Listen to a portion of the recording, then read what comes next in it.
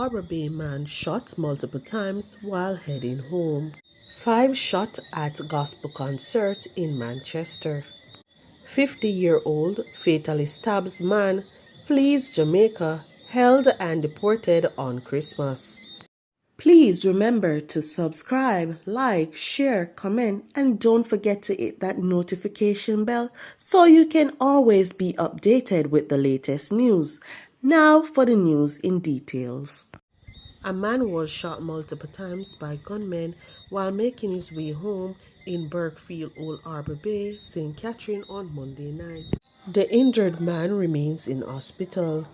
His attackers are being sought by the police.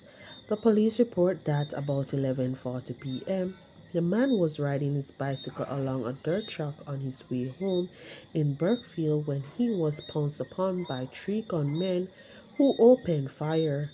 He was hit several times, including in the abdomen. 5 people were shot and injured on Tuesday night when 2 men drove up on a motorcycle and began firing at patrons attending a gospel concert in Christiana, Manchester.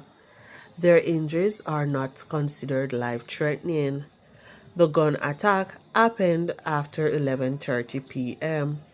Despite the incident, the police are assuring the public that they are doing everything to keep them safe.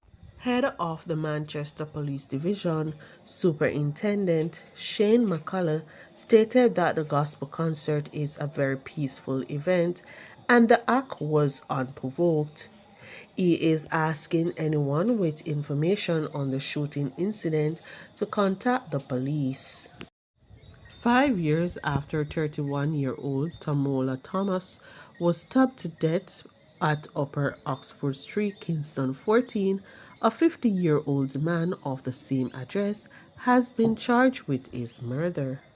He is Omar Bearford, otherwise called Guns or Gunners. The police stated that Bearford was arrested overseas and deported on December 21.